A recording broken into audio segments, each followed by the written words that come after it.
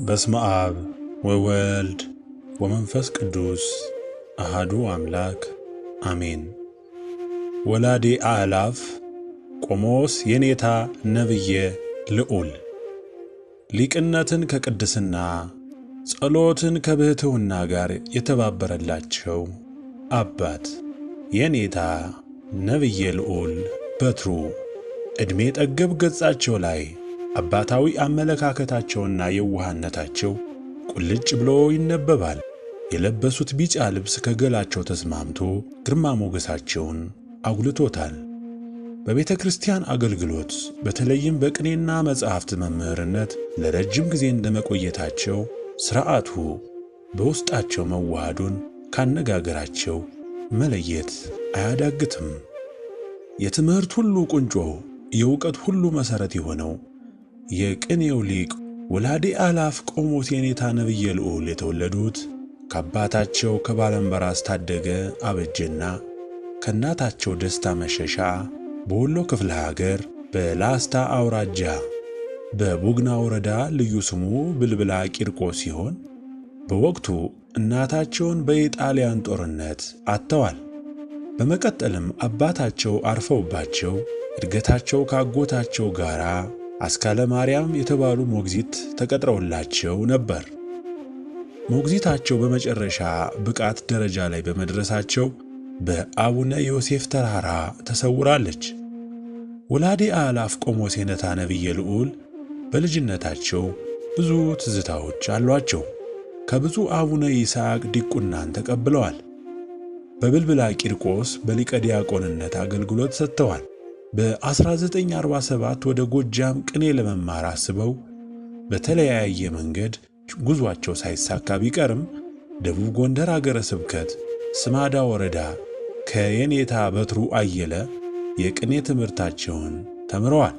በድጋሚም ከታላቁ ሊቅ ከየኔታ ጥበቡ ታዬ ስማዳ ወረዳ ጋላ ጎዳና ቅድስት ኪዳነ ምሕረት ቅኔና ሐዲሳት ለ4 ዓመታት ተምረዋል። ወላዴ አእላፍ ቅዳሴን ከተለያዩ መምህራን ተምረው አስመስክረዋል። ወደ ጎንደር በመሄድም 4ቱን ጉባኤያት አስመስክረዋል። አባ ገብረ መስቀል ከተባሉ ባህታዊ ምክር ተቀብለው በ1950 ዓመተ ምህረት ጀምሮ ጉባኤ ዘርግተው ጳጳሳትን እጅግ ብዙ ደቀ መዛሙርትንና መምህራንን አፍርተዋል። ወላዴ አእላፍ ቆሞስ የኔታ ነብየ ልዑልም የቅዱስ ጊዮርጊስን፣ የአቡነ ገብረ መንፈስ ቅዱስን፣ የአቡነ ተክለ ሃይማኖትን፣ የእመቤታችን ልደት ዝክር በመዘከር ይታወቃሉ። የኔታ ነብየ ልዑል በሀገር ውስጥና በውጭ አገራት ቅዱሳት መካናትን በተለያየ ዘመናት ተሳልመዋል። በተለይም ወደ ኢየሩሳሌም በመሄድ ጌታችን የተወለደበትን የተሰቀለበትን ጎብኝተዋል። ወላዴ አእላፍ ቆሞስ የኔታ ነብየ ልዑል አንድ ጸጋ ብቻ ሳይሆን የብዙ ጸጋ ባለቤት ነበሩ። እንደ ነቢያት ነቢያትን፣ እንደ ሐዋርያት ሐዋርያትን፣ እንደ ሊቃውንት ሊቅነትን፣ እንደ መነኮሳት ምንኩስናን አስተባብረው ይዘው ወንጌልን በቃል ብቻ ሳይሆን በሕይወት ኑረው አሳይተውናል። የዚህን ዓለም ጥቅምና ዝና ንቀው ቃለ እግዚአብሔርን ምግብ አድርገው ኑረዋል።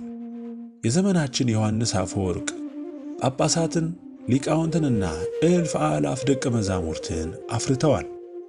ሊቅነትን ከቅድስና አርምሞን ከምነና ጸሎትን ከብሕትውና ጋር አጣምረው የያዙ ፍጹም መናኝ ነበሩ። በአገልግሎት ዘመናቸው ብዙ ፈተና አስተናግደዋል። የአካባቢው ሕዝብ ጸሎተኛ አባት በማለት ይጠራቸዋል። እንደ ነቢያት ትንቢት የተገለጸላቸው፣ እንደ ሐዋርያት ብዙዎችን ተዘዋውረው ወንጌል አስተምረው ያሳመኑ፣ እንደ ጻድቃን በጸሎታቸው የአልጋ ቁራኛ የሆኑትን የፈወሱ፣ እንደ አብርሃም ቤታቸውን የእንግዳ ማረፊያ የነበረ ምን ቃላት አለኝ ስለ እሳቸው ለመግለጽ። ባጭሩ ስውር ብሕትውናን ከልጅነት እስከ እርግና በእሳቸው ተገልጿል ማለት ይቻላል። የኔታ ነብየ ልዑል በእጃቸው ዳሰውት ጸሎተ ማርያም ጸልየውለት ችግሩ ያልተፈታለት ሐሳቡ ያልተሳካለት የለም። ለእንስሳትም ይራራሉ። በአንድ ወቅት ዝናብ ድርቅ ሆኖ በመጥፋቱ ሕዝቡ ሲያዝን እሳቸው በጸሎታቸው ዝናብ እንዲዘንብ አድርገዋል። እግዚአብሔር ለእሳቸው ያደረገላቸው ገቢረ ተአምራትና እሳቸውም ያደረጉት ብዙ ነው። ፈቃደ እግዚአብሔር ሆኖ አንድ ወቅት ሰኔ ግባ ቅዱስ ጊዮርጊስ ከየኔታ ነብየ ልዑል በመሄድ በረከት ለማግኘት እድሉን አግኝቻለሁ። ከየኔታ ነብየ ልዑል ጋር በወቅቱ ስንገናኝ ልጄ የቤተ ክርስቲያን አንድነትን ለመጠበቅ ከካህናት አባቶች ብዙ ይጠበቃል ብለውኛል። የኔታ ነብየ ልዑል ማዕረገ ምንኩስናን ደቡብ ጎንደር ሀገረ ስብከት ስማዳ ወረዳ ጎሽ ሜዳ ቀበሌ ከአባ ገብረአብ፣ ቅስናን በ1980 ዓመተ ምህረት ከብፁዕ ወቅዱስ አቡነ ተክለ ሃይማኖት ፓትርያርክ፣ ቁምስናን በ1990 ዓመተ ምህረት ከደቡብ ጎንደር ሀገረ ስብከት ሊቀ ጳጳስ ከብፁዕ አቡነ ኤልሳ ተቀብለዋል። የኔታ ነብየ ልዑል ለ65 ዓመታት ወንበር ዘርግተው በጸሎት ተጠምደው በስማዳ በሰኔ ግባ ቅዱስ ጊዮርጊስ የሊቃውንቱ ምንጭ እንዳይደርቅ አብነት ሆነው ደቀ መዛሙርትን አስተምረዋል። የኔታ ነብየ ልዑል በተወለዱ በ90 ዓመታቸው ሰኔ 24 ቀን 2014 ዓመተ ምህረት ከዚህ ዓለም ድካም አርፈዋል።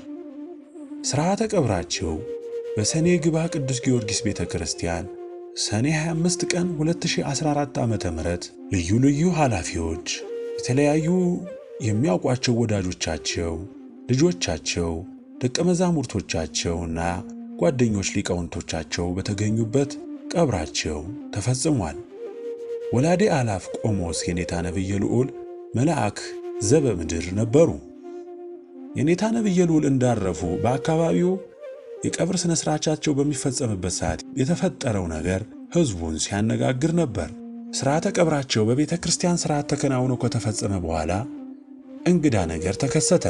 በዚህ በቪዲዮ እንደምታዩት በፎቶም ላይ እንደምታዩት ለቀብር የሄደው ሰው እዚያው በቆመበት ከኩሬው ውሃ ላይ የረጋ ደምና ውሃ የሚመስል ፈሳሽ ታየ።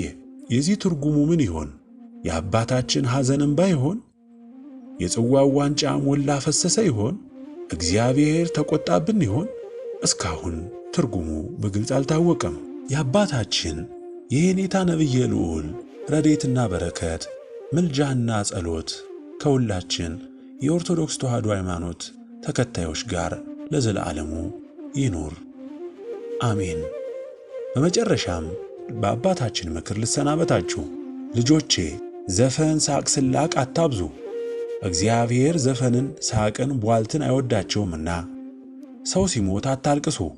ሰው ሲሞት አጥባችሁ ገንዛችሁ ቅበሩ። ሰው ሞተ ብላችሁ አደራ አታልቅሱ። ጊዜ ሲሞት አልቅሱ አሉን። አሁን ጊዜው ሰዓቱ ሙቷልና እናልቅስ፣ አልቅሱ። ወስብሐት ለእግዚአብሔር ወለወላዲቱ ድንግል ወለመስቀሉ ክቡር አሜን።